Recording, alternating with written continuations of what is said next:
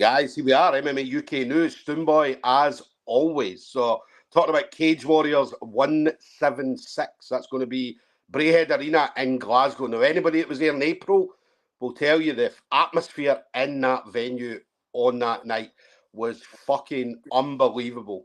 A better atmosphere than I've seen at the majority of MMA events I've ever been at. So it was an unbelievable event. The crowd was brilliant. The crowd was awesome.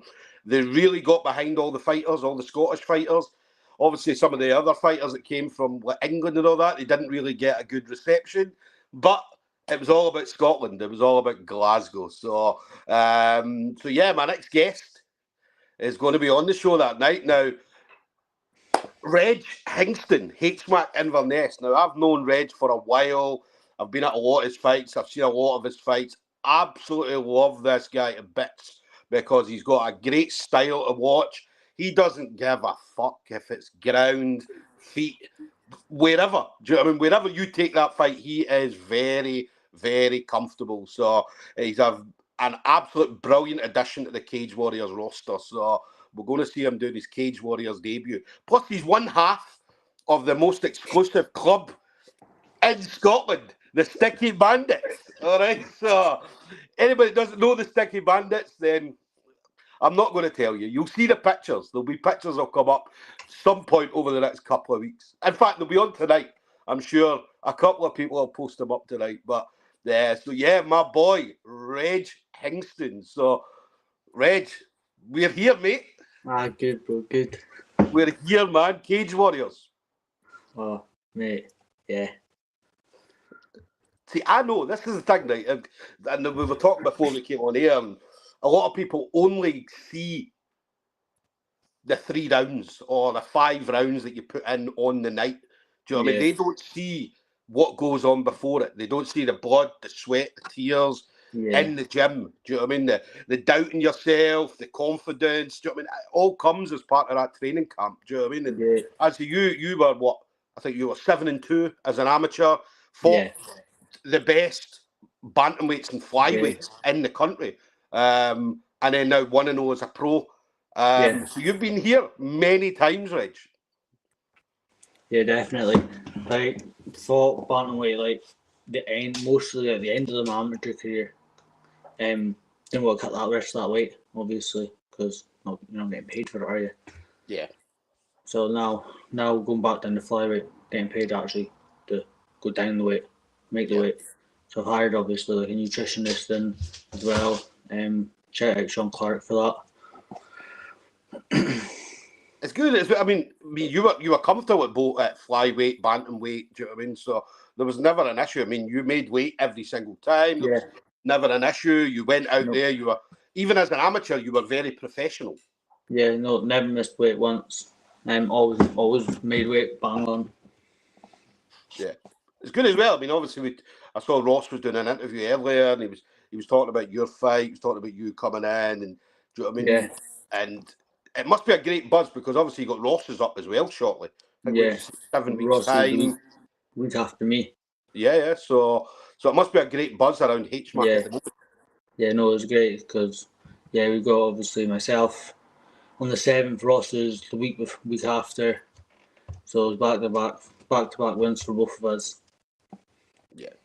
Because you put a lot into this camp as well. I mean, I've been seeing a lot of stuff you were doing. You've put a lot into this. You've had a good amount of time as well to prepare and get yourself ready.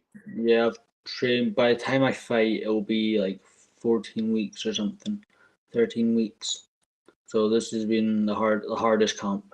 Yeah. What's the differences then? Because obviously going from amateur to pro, we know the obvious differences in regards to the rule set. Do you know what I mean? But in regards to training, do you change anything, or because I know you train hard anyway. But changed a lot because when I was an amateur, I really only did my own weight cut, my own nutrition and everything. But now I've actually taken somebody in, and they've really got everything down. So I've got all my meal plan ready, my strength and conditioning is down to a T. So yeah, that's all. That was like the big difference that I've changed from being an amateur to a pro now. Yeah. Let me ask, obviously, in your career so far, what's been your best fight? Because obviously you've had some wars. You've had some Yeah. fucking crazy wars. What's been the best one for you? The best fight for you? So the most funnest fight has got to be with Ross. Yeah. Yeah, that's got to be the most funnest fight that I've had. Like, even though I hurt him, then I got dropped, I got my back taken, and I came back in that second and third round to show like I can't come back even though I've been dropped, I've been hurt before. Favorite fight, I gotta go with the illest performance on top. Yeah. Because I went up nearly 2 weight classes because I was nearly at featherweight because it was like 64 kilos, 63. So yeah, that was my best performance I had as an amateur. Yeah. I love that Ross fight, man. Everybody in the crowd that night, man, absolutely loved that because that fight had everything. Do you know what I mean? It was like, do you know what I mean? Yeah. He was winning at one point, you were winning, and it was a good, really, really good back and forward. And none of you, both of you, I remember there was in the cage as well, and you were talking to each other and stuff like that as well. So yeah, that had everything. And to me, that was MMA. That was what MMA is all about. yeah. We had speaking of that, we had Seth down on the week, and he was actually watching me versus Ross on his phone. And he was like, that fight was like the best fight like that night. Yeah. Definitely one of the best fights I've seen, do you know what I mean? Because it just had everything. Do you know what I mean? It wasn't because you know yourself, you get one-sided fights, that one fighter's smashing the other fighter and all that kind of stuff. Yeah. Whereas This was back and forth. Yeah, when you get an absolute war between two guys that are very, very similar in styles, just going at each other. And, do you know what I mean? It was just fucking balls to the wall, man. It was just like, here we go. So, yeah, Could have made definitely. that a lot cleaner. But threw that out the window for an entertaining fight, didn't I? Yeah, listen, fuck it. You're never in a boring fight, man. I never see a boring Regg Hingston fight at all. So we ain't seen one on September 7th either. Yeah, well, I was going to say that Cage Warriors is going to be no different. I mean, you're going to come put on a show like nobody else. Do you know what I mean? And yeah, come away with that W. So Cage Warriors debut done. On to the next one. So how did you find out that Cage Warriors come in?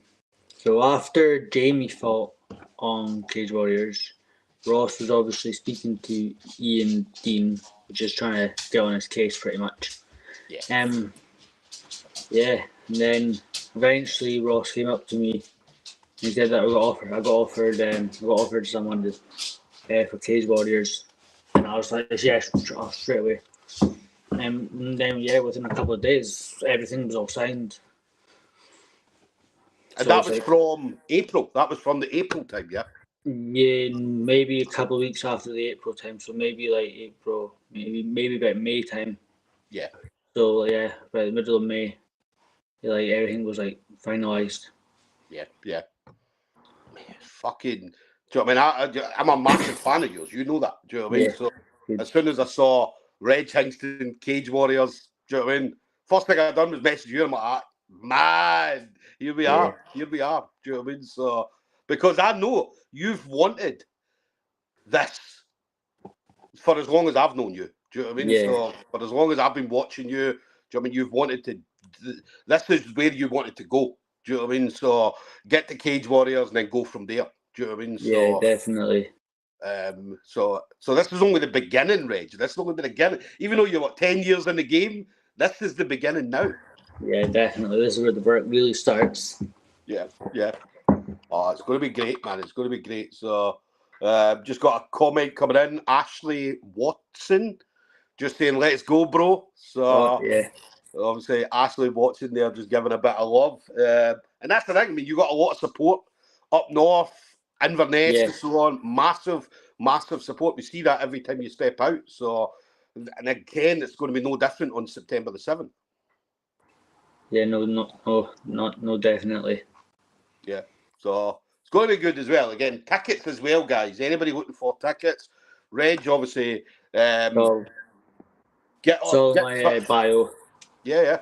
So you'll be able to get tickets through Reg's link that he's got in his bio. So make sure if you are going to see Reg, you go through that link. Do you know what I mean? So because the fighters do get something for it, so they do get something. So and it's good that the fighters get paid for it. Do you know what I mean? They are getting some kind of money. So how many fight deal did you get, Reg? How many fights have you got? 5 fight deal. Nice. Yeah, so that's at least like a year and a half, 2 years, hopefully. Yeah. Who would you like to face? Let's say you had a dream fight, Reg. A dream fight. Now you're in the pros. Now you're in the big leagues. Who would you like to step up against? Well, like in Cage Warriors or in general? Just in general, because I mean you're going to go. Cage Warriors is just the beginning, Reg. So yeah. Ooh, it's a good shout. Probably be a fun fight would be what's his name? He just fought for the UFC flyweight title. What was his name? What's the boy's name? Raw. Nickname's Raw Dog. Right. I think I can't remember who he was. I know who you're talking about. I just can't. Yeah, I can't remember his name. Yeah. Do you know what I mean? So, but that's where you want to go. That's where you're going. Right? Do you know what I mean? So, flyweight, bantamweight. Would you stick? Are you going to stick at flyweight? Are you going to potentially look at bantamweight? Maybe go up to bantamweight. Yeah. I mean, how comfortable is the cup? How comfortable is the flyweight cup? Sorry. How comfortable is the flyweight cup for you? It's at about 4 or 5. Yeah. Yeah, trying to get it as little as possible.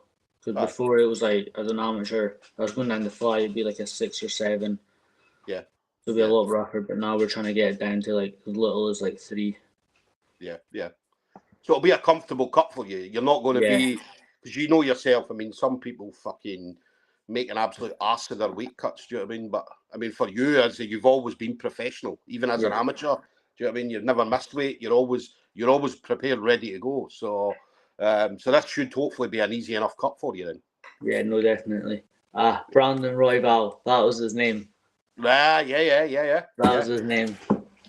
But I just got Ashley coming in again, just saying you're going to smash the debut fight, bro. Obviously, I've got Miles Painter. Miles did a write-up on you recently.